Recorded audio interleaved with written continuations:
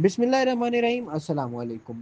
Breast का part one हम पढ़ चुके हैं। पार्ट वन में हमने डिस्कस किया था ब्रेस्ट का स्ट्रक्चर डिटेल में। आज ब्रेस्ट के पार्ट टू में हम डिस्कस करेंगे कि बेसिकली फीमेल में वो कौन कौन सी चेंजेस हैं जो उसकी लाइफ के दौरान ब्रेस्ट में हो रही होती हैं। तो चलिए स्टार्ट करते हैं। सबसे पहली स्लाइड जो आपके सामने शो हो रही है ये बहुत इम्पॉर्टेंट है इस पॉइंट ऑफ व्यू से कि अगर आपको ये आती है तो आपके लिए आगे जो हम एक प्रॉपर चार्ट पढ़ेंगे जिसमें हम सारी चेंजेस पढ़ेंगे जिस तरह आपके स्टाइल में लिखी हुई हैं, तो ये डायग्राम अगर आपके जहन नशीन होगी तो वो बहुत आसान हो जाएगा। इसलिए जैसे जैसे मैं ये बोलता जाता हूँ आपने इसको अपने जहन में बैठाते जाना है। सबसे पहले अगर आप यहाँ पर पे देखें तो जो बिफोर प्यूबर्टी फीमेल है और जो मेल है उसका ब्रेस्ट आपको सेम नज़र आ रहा है। क्या नज़र आ रहा है, इसमें डक्ट्स प्रेजेंट हैं लेकिन डक्ट्स बहुत शॉर्ट हैं, वो एरियोला के लेवल से आगे नहीं जा रही, मतलब बहुत लिमिटेड हैं, ब्रांचिंग ऐसा सच है ही नहीं। उसके बाद जब प्यूबर्टी में आप देखें कि फीमेल की जो साइज इंक्रीज कर रहा है एक, तो दूसरा क्या आपको यहाँ पे नजर आ रहा है वो ये आ रहा है कि डक्ट्स इलोंगेट हो रही हैं और साथ क्या नजर आ रहा है कि उनमें ब्रांचिंग भी स्टार्ट होते हुए आपको नजर आ रही है यहाँ पे। उसके बाद फर्स्ट मेंस्ट्रुअल साइकिल का तो बिल्कुल सेम है, प्यूबर्टी वाला ही है। सेकंड मेंस्ट्रुअल साइकिल में सेकंड हाफ में आपको ब्रांचिंग मजीद होते हुए नज़र आ रही है और यूं कुछ स्फीयर्स कुछ यहाँ पे अपीयर होते नज़र आ रहे हैं। ये क्या चीज़ है? ये बेसिकली सीक्रेटरी एल्वियोलाई हैं जो डेवलप होते हैं और जिनमें बेसिकली जिनके थ्रू फिर मिल्क जो है वो आगे इन डक्ट्स के थ्रू निपल से बाहर आता है, तो ये डेवलप होना स्टार्ट हो जाते हैं। प्रेग्नेंट फीमेल में आपको क्या आप यहाँ पे देखने को मिल रहा है कि साइज मजीद इंक्रीज कर रहा है, लेंथ ब्रांचिंग इंक्रीज होते नजर आ रही है, सिक्रेटरी एल्वियोलाई इंक्रीज होते नजर आ रही हैं। उसके बाद लैक्टेटिंग फीमेल में क्या यहाँ पे आपको नजर आ रहा है कि ये जो सिक्रेटरी एल्वियोलाई है वो फिल्ड है मिल्क से। उसके बाद जब लैक्टेशन का पीरियड खत्म हो जाता है जिसको पोस्ट वेनिंग फेज भी कहते हैं, उसमें क्या होता है कि उसमें आप देखिए कि सीक्रेटरी एल्वियोलाई आपके श्रिंक होते हुए आपको नजर आ रही है, साइज डिक्रीज होता हुआ नजर आ रहा है। और लास्ट में अगर हम मेनोपॉज के बाद देखें तो सीक्रेटरी एल्वियोलाई बिल्कुल डिसअपियर हो रहे हैं और साइज भी आपको डिक्रीज होता हुआ, डक्ट्स की जो ब्रांचिंग है वो आपको कुछ कम होती दिखाई दे रही है। अब ये बेसिकली एक ना आपने ये डायग्राम बेसिकली जहन में बैठा लेनी है, ये सारी बातें मैं रिपीट करूंगा अगले चार्ट में इन डिटेल। तो आए चलते हैं अगले चार्ट की तरफ। अब ब्रेस्ट में जो चेंजेस हो रही होती हैं ना फीमेल्स में, वो 6 फेजेस में हो रही होती हैं। सबसे पहले before puberty, second after puberty जब उनके मेंस्ट्रुअल साइकिल स्टार्ट होते हैं, third early pregnancy, fourth late pregnancy, fifth post weaning. Post weaning कौन सी फेज होता है? जब जो बेबी है वो ब्रेस्ट फीडिंग से हट के दूसरी न्यूट्रिशनल डाइट्स की तरफ चला जाता है, मतलब ब्रेस्ट फीडिंग का पीरियड जो है वो एंड हो जाता है। और लास्ट इज पोस्ट मेनोपॉज, जब मेंस्ट्रुअल साइकिल रुक जाते हैं फीमेल का, ख़त्म हो जाते हैं। अब ये 6 फेजेस आपकी स्नेल में मेंशन है तो हम इन्हीं 6 फेजेस के अकॉर्डिंगली पढ़ेंगे जो ब्रेस्ट में चेंजेस आ रही होती हैं। सबसे पहले बिफोर प्यूबर्टी तो फीमेल और मेल में सेम ब्रेस्ट जो है वो पाया जाता है। आफ्टर प्यूबर्टी अगर हम देखें तो सबसे पहले जो जो चीज़ें जो चेंजिंग्स आ रही हैं, सबसे पहली चेंजिंग क्या है कि फीमेल का जो ब्रेस्ट है वो इनलार्ज होता है। इनलार्ज होके किस शेप को वो एक्वायर करता है? Hemispherical shape. अब हेमिस्फेरिकल शेप क्या होती है? स्फीयर का हाफ, ठीक है, तो हेमिस्फेरिकल शेप अटेन करना स्टार्ट कर देते हैं। थर्ड, डक्ट्स जो है वो इलोंगेट होना स्टार्ट हो जाती हैं। जो डक्ट्स हमने ऑलरेडी अब पिछली डायग्राम्स को जहन में लाते रहेंगे, लार्ज हो रहा था, हेमिस्फेरिकल शेप आपने उस डायग्राम में देखी थी, आपने देखी थी कि डक्ट्स इलोंगेट हो रही थी। फोर्थ, फैट डिपोजिशन बढ़ जाती है। फैट डिपोजिशन ही बेसिकली वो चीज़ होती है जिसकी वजह से ब्रेस्ट का साइज इन लार्ज हो रहा होता है, वो हेमिस्फेरिकल शेप में अटेन कर रहा होता है। तो बेसिकली फैट डिपोजिशन आपका इम्पॉर्टेंट जो है वो एस्पेक्ट है इसमें। उसके बाद बिफोर प्यूबर्टी और आफ्टर प्यूबर्टी के बाद जब प्रेगनेंसी, अगर फीमेल जो है वो प्रेगनेंसी के फेज में आती है, तो अर्ली प्रेगनेंसी में सबसे पहले तो हमें डक्ट्स की फर्दर इलोंगेशन नज़र आएगी। प्यूबर्टी में भी हमें नज़र आई थी, उसके बाद जब अर्ली प्रेगनेंसी होगी मज़ीद नज़र आएगी। दूसरा क्या होगा, आपकी जो डक्ट्स हैं उनकी ब्रांचिंग बढ़ जाती है फीमेल्स में, डक्ट्स की ब्रांचिंग इंक्रीज हो जाएगी।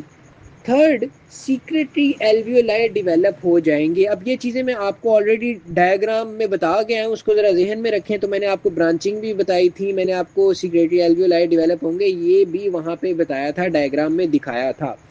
फोर्थ पे अगर हम देखें तो क्या चेंजिंग आ रही है, तो बेसिकली ब्रेस्ट में जो वेस्कुलैरिटी है वो इंक्रीज हो रही है। अब वेस्कुलैरिटी इंक्रीज होने से क्या मुराद है, वेस्कुलैरिटी इंक्रीज होने से मुराद है कि ब्लड सप्लाई इंक्रीज हो जाएगी, ब्लड ज़्यादा ब्रेस्ट को प्रोवाइड होगा। वो क्यों चाहिए, क्योंकि हमें पता है कि सीक्रेटरी एल्वियोलाई डेवलप हो रही हैं, डक्ट्स एनलार्ज हो रही हैं, इलोंगेट हो रही हैं, ब्रांचिंग हो रही है, तो उसके लिए ज़्यादा ब्लड, ज़्यादा न्यूट्रिशन रिक्वायर्ड होगी, तो इसलिए वेस्कुलैरिटी इंक्रीज कर जाएगी।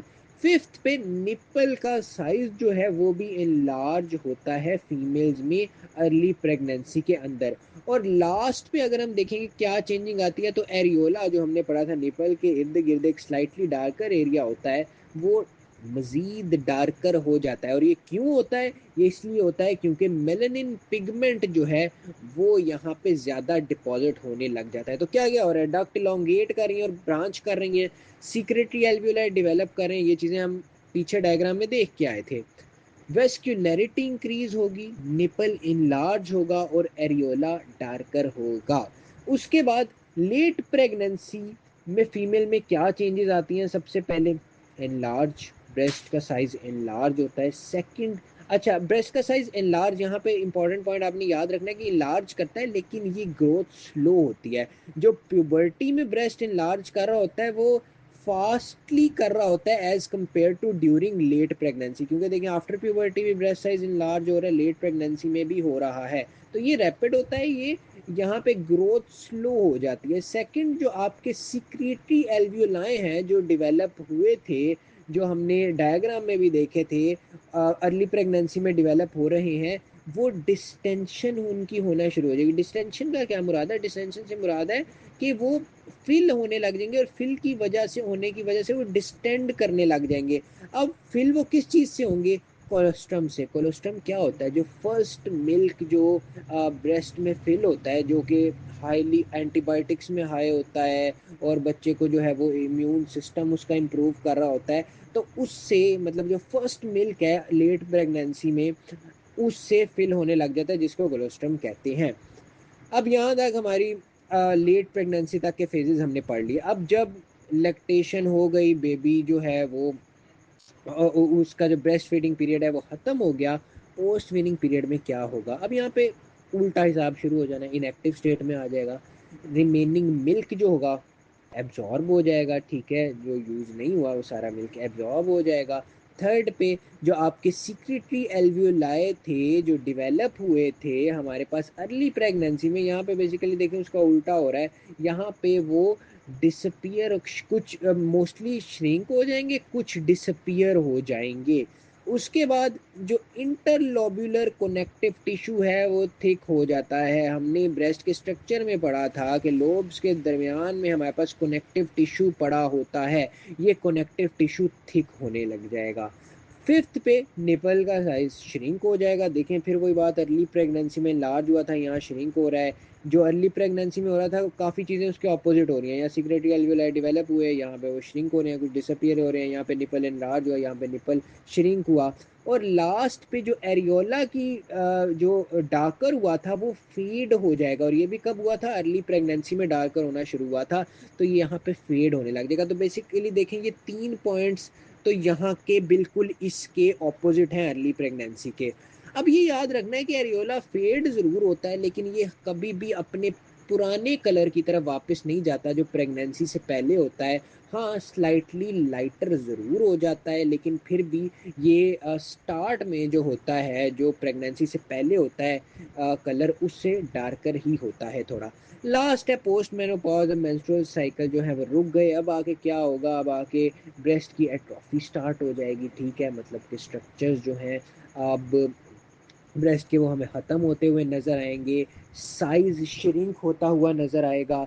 उसके बाद एडिपोज टिश्यू जो हैं वो अब एडिपोज टिश्यू कौन से हैं जो डेवलप होना शुरू हुए थे, यहाँ हमने देखा था आफ्टर प्यूबर्टी में फैट डिपोजिशन हो रही थी, एडिपोज टिश्यूज पड़े थे, ये या इंक्रीज कर जाते हैं या डिक्रीज करते हैं, या मुख्तलिफ फीमेल्स में डिफरेंटली ये वेरी करता है। उसके अलावा फोर्थ पे जो एल्व्यूलाए हैं, जो सीक्रेटरी एल्व्यूलाए थे, जो यहाँ पे हम डेवलप हुए थे अर्ली प्रेगनेंसी में, पोस्ट वीनिंग फेज में, वो हमें श्रिंक और कुछ डिसअपियर हुए थे, हमने डायग्राम में देखा था। पोस्ट मेनोपॉज में वो बिल्कुल ख़त्म हो जाएंगे। ये भी डायग्राम अगर आप जहन में लाएं, जो मैंने पहले पढ़ाई है तो उसमें हमने ये चीज़ देखी थी। उसके बाद अब ये सब बेसिकली किस चीज़ को लीड करेगा, जो मैंने ऊपर बताया कि ब्रेस्ट की एट्रोफी हो जाएगी, ठीक है।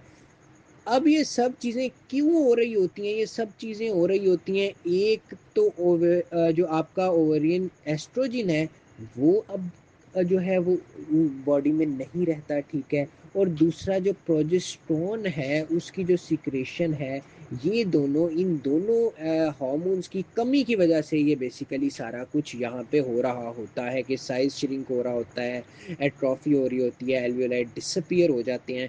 एक और चीज़ आपने यहाँ पे याद रखनी है, दो चीज़ें हैं जो मैं यहाँ पे आपको बता देता हूँ, जो यहाँ पे मेंशन्ड नहीं है। एक ये है कि ब्रेस्ट जो है वो मोर पेंडुलस शेप में आ जाता है। ब्रेस्ट जो है वो हमारे पास किस शेप में आ जाता है, हमारे पास पेंडुलस शेप में हम ब्रेस्ट आ जाता है।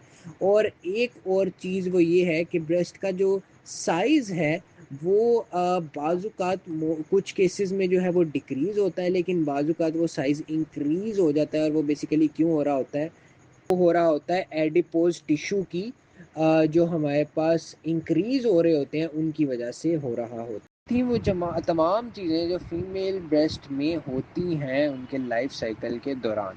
Thank you very much.